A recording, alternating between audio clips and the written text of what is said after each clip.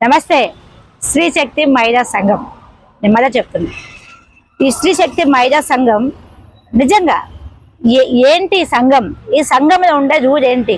ఈ సంఘంలో ఉన్న నీతి ఏంటి? ఈ సంఘంలో ఉన్న ప్రయాణం ఏంటని ఎవరికైనా తెలిస్తే గినా నా వైపు చేయి పెట్టి చూపించండి, ఆలోచించండి ఒకసారి.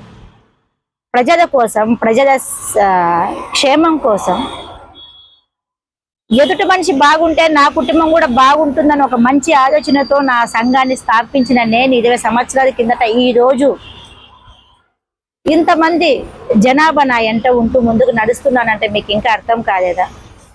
ఆలోచించండి ఒకసారి. 2 సంవత్సరాల కిందట భూ కబ్జాలో ఉన్న ఎంతో మంది దొంగలను పట్టేయడం జరిగింది. ఎంతో మంది అక్రమంగా భూ కబ్జా చేసే వాళ్ళని గవర్నమెంట్ ముందు పెట్టడం జరిగింది. కొన్ని 100 ఎకరాలు గవర్నమెంట్కి అప్పచెప్పడం జరిగింది. ఈరోజు నా సంఘానికి సీఎం గారు మీ సంఘస్థులు ఎంతమంది ఉన్నారో ఖచ్చితంగా నేను సొంత గృహం కలిగిస్తానని చెప్పి వాగ్దానం ఇచ్చిన తర్వాత నేను ఫ్రీగా ఎలా చేయమంటావు? నాకేం గవర్నమెంట్ నుంచి నేను ఆస్తి తినలేదు, అన్యాయంగా నేను ఏది కబ్జా చేసుకోలేదు, నేను ఎవరికైనా చేజాచి అడగలేదు కదా. మీకోసమే కదా నేను కష్టపడేది. అప్లికేషన్ ఫీజు ఎంత అవుతుంది? సిస్టమ్ కార్డు ఒక అమ్మాయి కూర్చుంటే ఎంత ఖర్చు అవుతుంది? మీ అప్లికేషన్ పట్టుకొని నేను బండిలో పెట్రోల్ వేయించుకొని ఒక ఎంఆర్ ఆఫీస్ కాడికి, కలెక్టర్ ఆఫీస్ కాడికి, ఒక సీఎం కాడికి తిరగడానికి ఎంత ఖర్చు అవుతున్నాయి? నాకేమన్నా ఆస్తులు ఉన్నాయా? లేకపోతే ఏదైనా బస్తీ ప్రెసిడెంట్ని పెట్టుకున్నానా? ఒక ఎమ్మెల్యేని పెట్టుకున్నానా? ఒక కార్పొరేటర్ని పెట్టుకున్నానా? ఎవరిని పెట్టుకున్న అలవాటు కూడా నాకు లేదే అట పెట్టుకోనీకి. అది నా ఆలోచన ఏంటంటే, స్త్రీ అంటే అమ్మవారితో సమానము. మనం అమ్మవారి రూపంలో మనం జన్మించినాము. స్త్రీకి ఎన్నో విలువలు ఉంటాయి. ఆ విలువలు కాపాడుకోవాలి.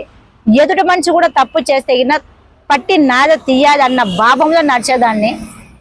ఈరోజు నేను కష్టపడుతూ 10 మందికి అన్నం పెడుతూ 10 మందికి సహాయం చేద్దామన్న ఒక లక్ష్యంలో నేను వెళ్ళేదాన్ని. ఈరోజు జేపీ నగర్ నుంచి 2 లేడీస్, నేను మళ్ళీ చెప్తున్నా, మర్యాదగా ఉంటే మీ ఇజ్జత్ నిలబడుతుంది. మర్యాద తప్పిందనుకో మీరు రోడ్డు మీద పడతాయి. నేను ఎందుకు ఓపికతో ఉన్నానంటే, మీకు చేతనైతే ఒక సహాయం చేయండి, లేకపోతే అన్ని మూసుకొని కూర్చోండి. మీకు ఏం మాటలు మాట్లాడదో నాకు అర్థం కావడం లేదు. ఎన్ని అన్నా కూడా స్త్రీ ఇజ్జత్ తీయకూడదని చెప్పేసి నేను సైలెంట్గా ఉన్నాను. మీకు పిల్లలు ఉన్నది, మిమ్మల్ని రోడ్డు మీద పెడితే మీ పిల్లలు ఇజ్జత్ పోతుందని ఒక చిన్న ఆలోచనతో నేను ఆగి ఉన్నాను. నా సహనాన్ని పరీక్షించొద్దు. నేను మళ్ళీ చెప్తున్నా, ఒక్కసారి దీన్ని బతికేస్తుందా, నేను కూడా బురదలోకి దిగుతాదే అంటే గినా నాకు బురద అంటేనే పదవలేదు, కానీ మిమ్మల్ని మాత్రం రోడ్డు మీద నిలబెట్టేది నిద్ర కూడా పోను. అంత పిచ్చిదాన్ని మళ్ళీ నేను చెప్తున్నా. ఒకసారి నా ప్రయాణం మీకు తెలియదు. ఇప్పుడు మళ్ళీ చెప్తున్నా, చేతనైతే ఒక సహాయం చేయండి, లేకపోతే అన్ని మూసుకొని ఉండండి. నా జోలికి రావడం కానీ, నా గురించి ఏదో బ్యాడ్ చేయడం కానీ, ఏదో బ్యాడ్ చేద్దామన్నాడు ఏముంది నా కాడ మీరు బ్యాడ్ చేస్తాను. నీకు ఆలోచించండి ఒకసారి. మీ కాడ ఎన్ని ఉన్నాయి నేను చెప్పమంటారా?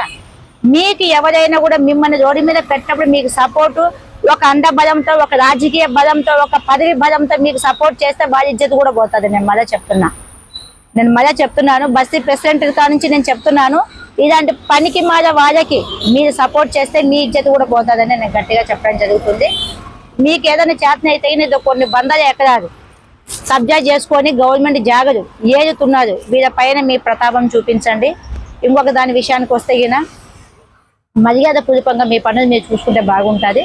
ఇంకా మా విషయం అంటారా? ఫ్రీగా చేయనీకి మాకు ఆస్తులు లేవమ్మా. మేము ఫ్రీగా సర్వెంట్ చేయనీకి, ఫ్రీగా పనులు చేయనీకి మా కాడ ఆస్తులు కూడా కూడబెట్టుకొని లేవు. ఏదన్నా మీకు ఉపయోగం వచ్చే పనులు చేయాలంటే మీరు 5 రూపాయలు ఇస్తేనే మేము పనులు చేయగలము.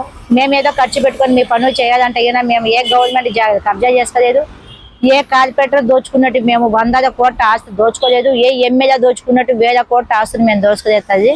ఇంకా నీ విషయానికి వస్తే నువ్వేంటో తెలుసు, నీ బ్రతికేంటో తెలుసు, నువ్వు ఎలా బ్రతుకుతున్నావో తెలుసు. నా జోలికి వచ్చినావు అనుకో, ఆ ఉన్న బ్రతుకు కాస్త రోడ్డు మీద పడుతుంది. జాగ్రత్త ఉంటాను.